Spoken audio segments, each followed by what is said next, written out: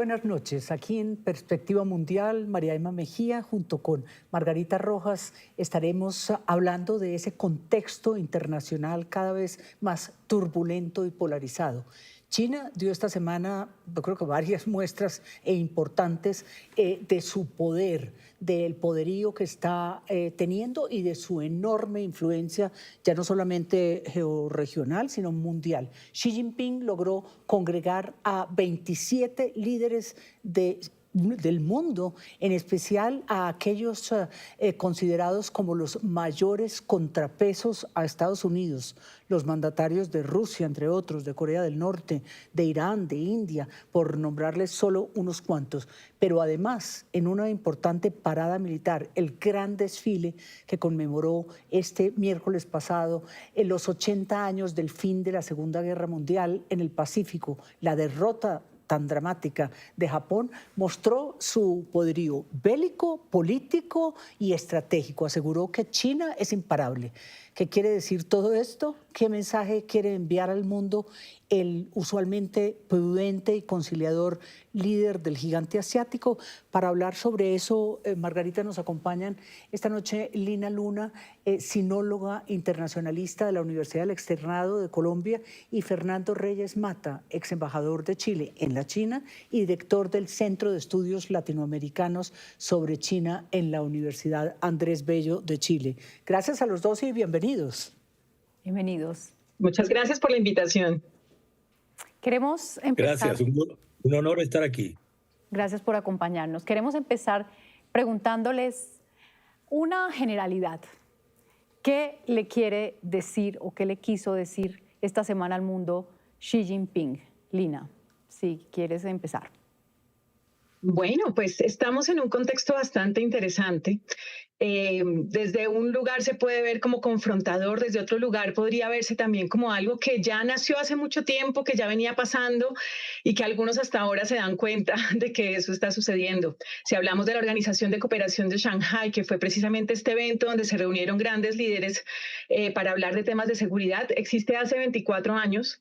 Con una política de seguridad que tiene una visión diferente, no tradicional de la seguridad, que habla de la seguridad indivisible, donde la seguridad de ningún país se puede poner por encima de la seguridad de otro país, y que hoy en día, con un Trump tan fuerte en sus posturas, con esta guerra arancelaria, tecnológica, comercial y bélica, pues es un discurso que contrasta bastante, ¿no? Porque estamos hablando de un discurso donde además Xi Jinping nos habló de lo que se llama la iniciativa de gobernanza global, que sin decirlo es una crítica muy grande a esas cosas que considera están fallando en el sistema internacional, y en ese sentido estuvo mostrando una China que puede congregar grandes poderes, una China conciliadora, una China que puede hablar con todos y que promueve espacios multilaterales de diálogo, y una China con una visión de la multilateralidad basada básicamente en el desarrollo, en la cooperación y en que ningún país pueda ponerse por encima del otro.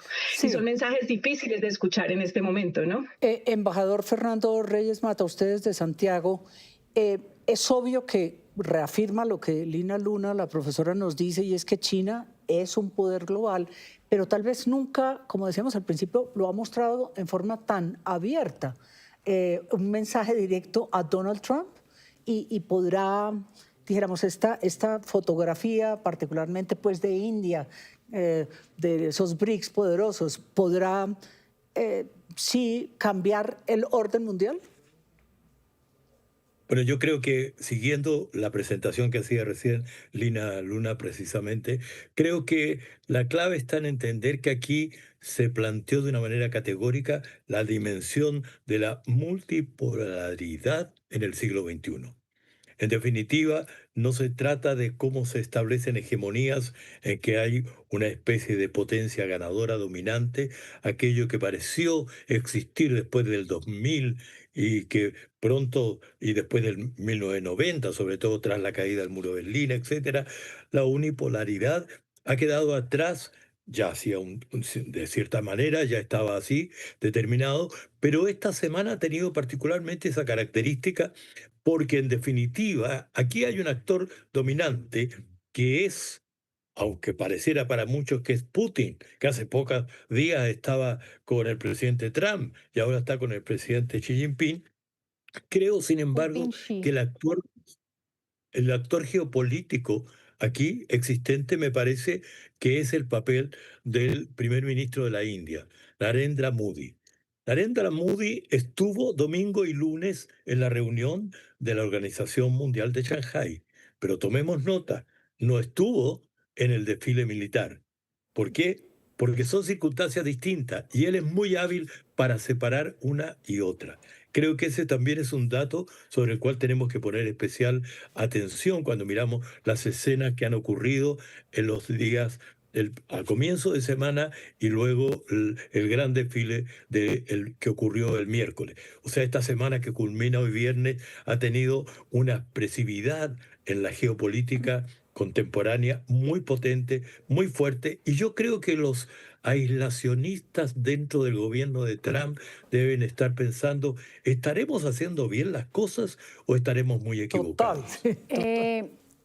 Xi Jinping insistía mucho en todos los escenarios de esta semana en la necesidad de dejar de ver el mundo en términos de mentalidad de guerra fría y en términos ¿no? de pensar una potencia que se enfrenta a otra, pero pues es difícil entenderlo, sobre todo para nosotros que vivimos en la esfera de influencia de Estados Unidos.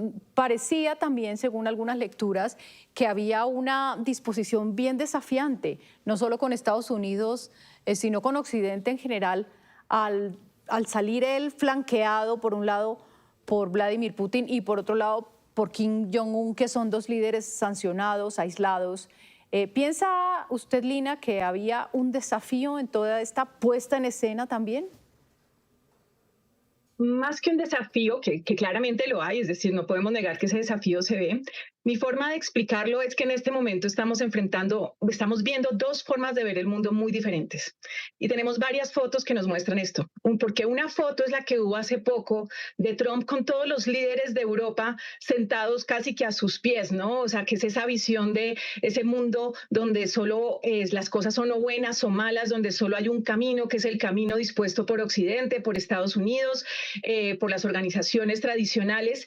Y esa visión del mundo, digamos, contrastaba entonces con esta visión de un Xi Jinping que no tiene ningún problema en que Putin se reúna con Trump y luego no tiene ningún problema en que Modi venga a un evento y no venga al otro, como mencionaba el doctor Reyes Mata, o que no tiene ningún problema en salir en algún momento con Putin y Kim Jong-un mientras está reunido hablando de temas de control de seguridad, de terrorismo y otras cosas, pero también de investigación conjunta en toda Asia Central. Es decir, nos habla de que hay otra visión del mundo que no se trata de estás conmigo o estás contra mí, sino que es una visión de cooperación y asociación versus una visión de alianza militar, que es la que ha regido hasta ahora. La visión de alianza militar es un poco imágenes como la OTAN y demás, donde todos los países tienen que confluir y los que son tus amigos son mis amigos y los que son mis enemigos son tus enemigos también, y tenemos que acompañarnos hasta el final en estas luchas. En cambio, lo que propone Xi Jinping y organizaciones como la Organización de Seguridad de Cooperación de Seguridad de Shanghái, básicamente es una asociación donde para los temas que nos conviene manejar juntos, los manejamos juntos, pero los temas que no estamos dispuestos a ir juntos, no tenemos que ir juntos, y eso no tiene por qué significar una ruptura de relaciones o mecanismos coercitivos. Les preguntaría, embajador, ¿será posible que Xi Jinping, con este poder global, que para mí es bastante impactante, sobre todo lo que usted decía esta semana, podrá ayudar a la solución de la guerra con Ucrania? ¿Tendrá influencia sobre Putin? Y como dice Trump, como ha dicho toda esta semana, hablará nuevamente con el presidente y lo propio con Xi Jinping. ¿Se podrá salir de esta guerra? Bueno, hay que tomar nota que el tema de la guerra en Ucrania no apareció en la declaración de la Organización Mundial de Shanghái. Ahí, naturalmente, que hay un dato. O sea, este es un tema que tiene que resolverse en la relación de Rusia con la Unión Europea y este diálogo que está llevando en el medio de aquellos dos, el tercero, que es Estados Unidos y el presidente Trump. Entonces yo tengo la impresión de que se decidió dejar, mire, este es un tema que se está tratando en otro escenario, no lo coloquemos nosotros aquí. Naturalmente que eso también convenía a Vladimir Putin, pero creo que en definitiva la actitud, me imagino de la India sobre todo, pero también de Turquía, no olvidemos que aquí estaba un miembro de la OTAN, un miembro muy especial de la OTAN, que es Turquía, estaba también en Shanghái en esta ocasión. Y en consecuencia, el análisis que cabe es identificar que hay ciertos temas desde los cuales podemos ver perspectiva de solución. Yo creo que China aquí, Xi Jinping en particular, trató más bien de definir conceptos de ordenamiento del siglo XXI según la visión de China. O sea, aquí se trata de que él dice, mire, frente a los conflictos donde tenemos suma cero, nosotros hablamos de cooperación. Correcto. Importa crear armamentos y defensa, pero queremos contribuir a la paz. Es la verdadera paz. Y insiste mucho en una dimensión que es hablar de humanidad. Es muy impresionante. O sea, no habla de norte o sur, o de sur global, o cualquiera de estas otras connotaciones que por acá a veces rescatamos. Usó con persistencia el concepto de humanidad. No es un dato menor. Claro que, Eh, que igual con semejante poderío tan impresionante armamentístico, uno sí se queda, pues dice, con ese poder uno siempre puede hablar de humanidad, no sé, Sí, yo creo Margarita. que vale la pena repasar un poco aquello de ese poderío que mostraron en el desfile, porque estábamos viendo ahí unos nuevos misiles balísticos intercontinentales, pues Los que láser. intimidan a cualquiera, ¿no? O sea, como por si acaso estamos bien preparados. Sin duda China, pues a quién le cabe duda de que es una potencia tecnológica, pero me mostró todo lo que tienen, drones, aviones, tanques, misiles. ¿Qué podemos hablar de este tema, Lina, de esta escalada bélica que ha sido pues el mundo incapaz de parar? Bueno, primero que todo hay que tener en cuenta que si bien China tiene el segundo ejército, el segundo poder más grande del mundo, el primero lo sigue teniendo Estados Unidos y que la diferencia sigue siendo gigantesca, ¿sí? Es decir, no hay y no creo que vaya a existir un poder que alcance el nivel, digamos, de Estados Unidos en términos de su capacidad de pues de mandar un dron a Irán y poner un portaaviones frente a Venezuela, perseguir narcotraficantes y ese tipo de cosas. Y la explicación también está en que el ejército de Estados Unidos está fundamentado en una visión ofensiva, mientras que el ejército de China, por ejemplo, se ve a sí mismo como una visión defensiva. Claro, ¿Qué sí. nos está diciendo esta muestra de poder? Nos está diciendo que estamos celebrando 80 años de finalización de una invasión terrible que tuvo consecuencias terribles sociales, políticas, económicas en China. Y lo que están mostrando es, tenemos con qué defendernos. Y, o sea, es un poco como, no se metan con nosotros porque no hay necesidad, ¿sí? No tenemos con qué defendernos y nos vamos a defender si es necesario. Pero es súper interesante que en medio de esto, como bien decía el doctor Mata, a la vez empiezan a hablar de conceptos como la seguridad o un enfoque de todo este poder tiene que enfocarse en el bienestar de las personas, ¿sí? Entonces es cambiar digamos, el impacto del tablero de juego, porque lo que está diciendo Xi Jinping es todo este poder no tiene que servir para generar hegemonías y coerción global.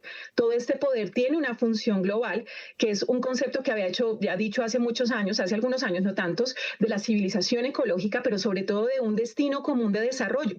Si esto no se ve evidente en una mejor calidad de vida para las personas y en un bienestar para las personas, entonces este poder no tiene sentido. Y ese Sí, cambio de discurso es algo que no habíamos visto. a mí me sorprende cómo se ve ese poder en la medida en que hay un cierto declive de las organizaciones multilaterales, las de siempre, no solo las regionales, OEA, etcétera, pero Naciones Unidas. Esto es una especie de reemplazo de una organización global como la de la Organización de Cooperación de Shanghái, los BRICS mismos, la propia moneda, la búsqueda de una moneda común, la presencia de India, Irán. Es como un nuevo orden que reemplace a unas Naciones Unidas que está decayendo. Usted que conoce también, Fernando Reyes Mata, la ONU. Bueno, la verdad que yo creo que hay un problema fundamental, que los grandes conflictos se están tratando fuera del escenario de Naciones Unidas. Mm. No nos gusta, no me gusta, pero esa es la realidad. ¿Y esto por qué? Porque el Consejo de Seguridad está prácticamente en el freezer. O sea, no tiene capacidad en función de los vetos que coloca cada una de las potencias, capacidad efectivamente de actuar, ya sea en Gaza, en la crisis que está allá, y otras crisis que están en África, y la más también determinada y conocida como es la de Ucrania y lo que allí está ocurriendo. Entonces, lo que efectivamente está pasando es que en función de una dimensión de seguridad global y conflictos de este carácter, están apareciendo instituciones diversas. En este momento, ayer o en esta semana también, por ejemplo, había esta reunión de CELAC de los ministros de Relaciones Exteriores convocada Ujú, por Colombia ujú. para tratar, ¿no es cierto?, la visión que se tiene en nuestra región respecto de estas naves que se han colocado por parte de Estados Unidos frente a Venezuela y lo que está implicando allí. O sea, hay un tipo de debate que uno diría, bueno, pero esto correspondía a discutirlo en la OEA, donde está Estados Unidos y está América Latina. Pero no, aquí hay cierta institucionalidad que ha quedado atrás y en cierta forma están entonces emergiendo otros foros que prácticamente están tratando de actuar. Recordemos que en Europa, una cosa es la Unión Europea, pero hay otra cosa que se llama la Comunidad Europea, que va desde Turquía hasta todos los otros, los nórdicos, etcétera, etcétera. Y esos están actuando. Mire, el mundo, y esto muy breve, el mundo contemporáneo tiene una fecha, igual que el descubrimiento de América, para mi juicio. Es el 20 de marzo de 2020. Es el día que el G20 sesionó de lado a lado del mundo sin que ningún jefe de Estado se moviera de su escritorio y todos conectados a través de la vía digital. 6 de la mañana en México, 9 de la noche en Japón. Pero todos estuvieron. Allí comenzó algo nuevo, distinto. De eso estamos hablando, creo yo, cuando uno hace el enlace con la organización de Shanghái. Yo quisiera aprovechar esa mención que usted hace a la situación en el Caribe con el despliegue militar de Estados Unidos para preguntarle, porque también escuchamos a Xi Jinping pronunciarse en contra de esta diplomacia intimidatoria, dijo él estrictamente, Ujú. que parecía también ser una alusión a la intimidación de De Estados Trump. Unidos frente Ujú. a Venezuela, casi un respaldo vedado. ¿Podría leerse de esa manera? Por supuesto, también hacía alusión a los aranceles y a toda esta forma pues, de Trump de mover influencias, intimidando técnicamente. Pero ¿piensa usted que podría leerse como un respaldo de China a Venezuela? Empiezo con usted, señor Reyes Mata. Yo creo que Xi Jinping tiene una habilidad para tocar todos los temas globales sin mencionar a los países y sin mencionar a los líderes. Pero todos sabemos cómo leer las palabras que está mencionando. Cuando él dice desde la tribuna y en el desfile que no queremos que se vuelva a la ley de la selva, es porque está señalando que no queremos que sea el dominio del poder militar, el del más débil y el más fuerte, lo que determina las relaciones contemporáneas. Eso va a seguir siendo, sabemos, pero una cosa es tener el principio que determina un reenfoque. Entonces, hay algo que hay que leer desde esta perspectiva del pensamiento chino, en el sentido de que detrás está una preocupación principal. A China le conviene el mundo en paz, no le conviene el mundo en guerra.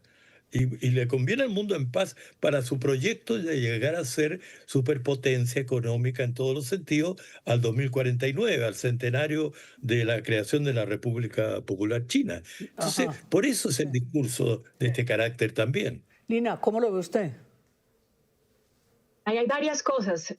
Por un lado, esta crítica no es nueva, es decir, Xi Jinping y China vienen diciendo hace tiempo que no les parece que, de hecho, rechazan mucho el concepto hegemónico. Cuando la gente les dice es que ustedes van a ser la siguiente hegemonía, rechazan el concepto porque para los chinos hegemonía significa poder coercitivo, el uso de la coerción como mecanismo para establecer un orden mundial. Y China se opone enteramente a esta visión del poder.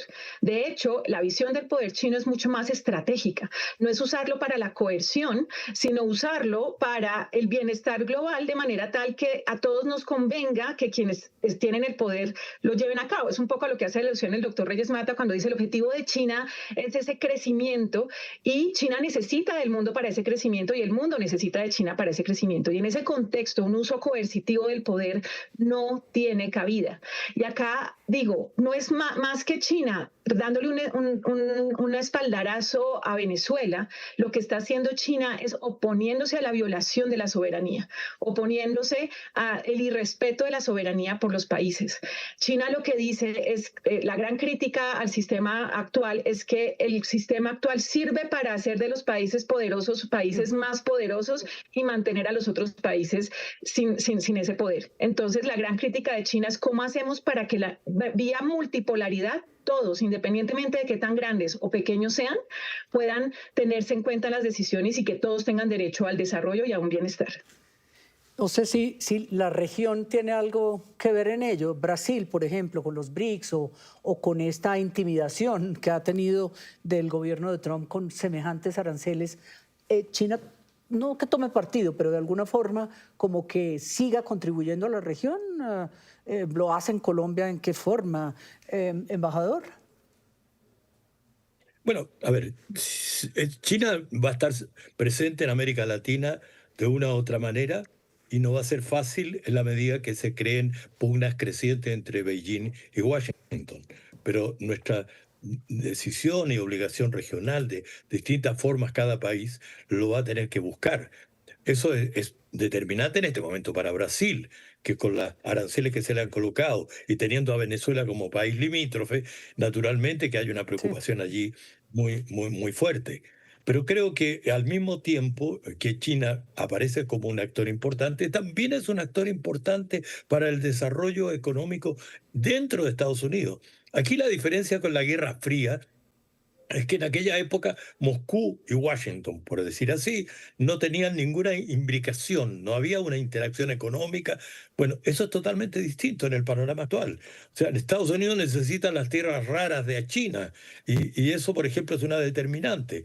Al mismo tiempo están las determinantes que China tiene de cómo va a conseguir los chips, porque de una u otra forma también allí le falta posibilidades de poder para llevar adelante el gran desarrollo que ya está teniendo en inteligencia artificial, en mundo digital. Pero tiene una carencia, es un perro que cojea, por decirlo así, porque no tiene autonomía ni más ni menos que los chips, que son una pieza clave en todo el impacto. Entonces tenemos un mundo donde las potencias están muy interconectadas y la desconexión, el delinking, no es nada fácil y eso en consecuencia obliga a pensar cómo se maneja lo que yo he llamado en otros artículos las 3C. Son inevitables para Estados Unidos, para China, cooperar, competir y confrontar. Y las 3C les determinan acciones donde lo importante es que no se mezcle una con otra. Claro. Pero se encuentra China, digamos, en este proceso y en este propósito con un gobierno quizá el más contrario y el más opuesto a aquella forma de hacer las cosas que es el gobierno de Donald Trump. Lina, ¿para dónde va esa relación que todos los días se tensa más por donde uno la mire, en materia comercial, en materia diplomática? ¿Para dónde va esa relación China-Estados Unidos? Bueno, realmente, esto es mi postura muy personal. Yo creo que una cosa es el escenario del X y los medios de comunicación y todo lo que se dice y lo que dice Trump todo el tiempo. Y otra cosa es lo que realmente sucede detrás, porque incluso si recordamos las declaraciones de Trump respecto a su reunión con Putin y demás, Trump después dijo, con China estamos muy bien, con China estamos hablando, estamos llevando las relaciones a buen término. Entonces eso significa que todo ese discurso antichino de campaña se está transformando en que además China fue el único país que ante la guerra arancelaria se le dijo a Trump, listo, pago por ver. A ver, póngame los aranceles, yo subo también, ¿no? Y entonces cuando hizo eso, Trump no tuvo más opción que empezar disimuladamente a echar para atrás y decir, bueno, para este tema no, para este tema no. Y con eso como que puso en evidencia ese bluff norteamericano con ese uso coercitivo del poder económico. Entonces yo creo que más que tensiones, vamos a ver una transformación de la relación. Vamos a ver, acuñando las 3Cs que dice el doctor Reyes Mata, pues estamos viendo unos países que claro, que están en competencia tecnológica, comercial y demás, pero que no pueden subsistir el uno sin el otro, por un lado, y probablemente eso va a llevar a que haya como incluso negociaciones por debajo de cuerda que manejen las cosas de una forma distinta. Afortunadamente, ante un Trump tan escandaloso y mediático y digamos emocional, funcional, por llamarlo de alguna manera. Tenemos a una China que sigue digna de esa diplomacia muy neutra y muy contenida. No vamos a ver a un Xi Jinping salido de sus casillas reaccionando a lo que dice Trump, sino que siempre van a decir, bueno, vamos a hablar al respecto y miraremos qué pasa.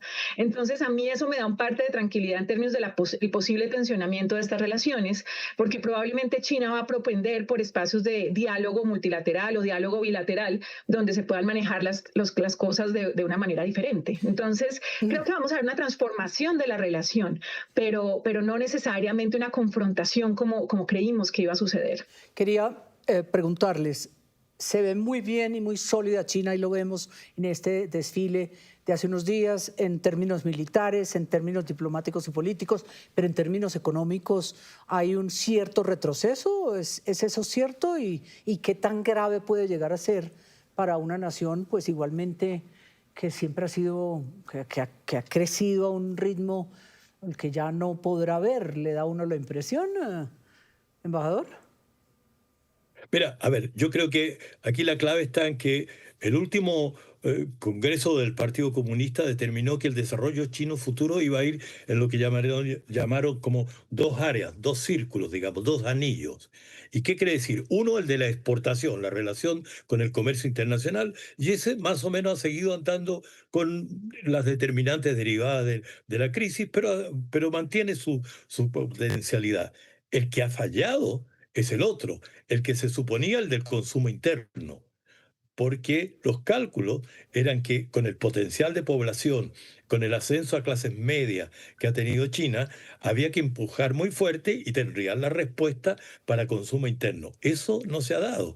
Y por eso que tenemos, por ejemplo, la cantidad de cesantía en el mundo joven. Este es un dato muy fuerte en China contemporánea y que están buscando cómo abordarlo. Es un desafío mayor. China está viviendo un proceso de un país donde va avanzando cada vez más a las conductas de clase media. Y lo que se le viene como desafío político mayor es cómo va a crear las vías de participación dentro de su modelo político para un país que va a tener nuevas aspiraciones. Ese es el problema de fondo al interior de China. Pero el mundo necesita a China en toda esta dimensión. De pasada, quiero decir que yo creo que Trump y Xi Jinping van a hablar en Corea en el momento de la APEC próxima que viene. Y en diciembre, Putin va a ir a Nueva Delhi. Ese otro dato que surgió esta semana.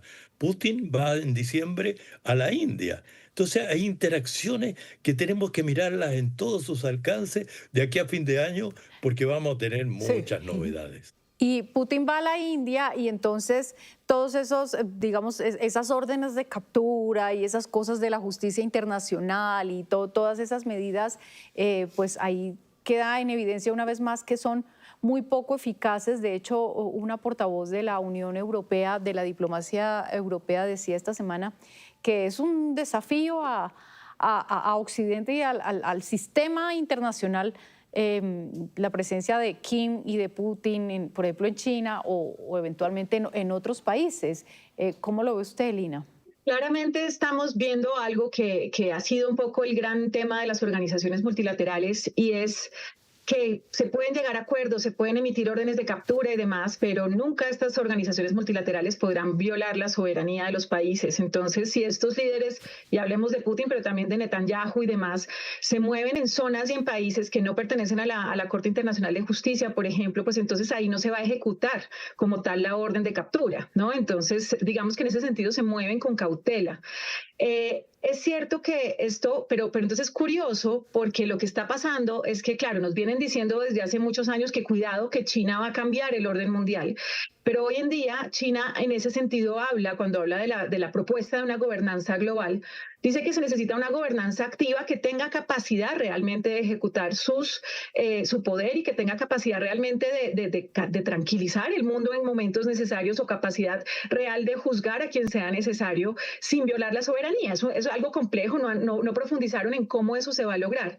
Pero si hablamos de una China que dice la ONU tiene que seguir, los organismos multilaterales tienen que seguir, y hay más bien que fortalecerlos de manera tal que puedan como de alguna manera dar más fortaleza a estos mecanismos que se buscan para evitar los grandes conflictos o evitar los grandes problemas globales, ¿no? Entonces, por ahora estamos viendo ese dilema de las organizaciones multilaterales y de la gobernanza global, que es precisamente poder decir muchas cosas, pero poder ejecutar pocas.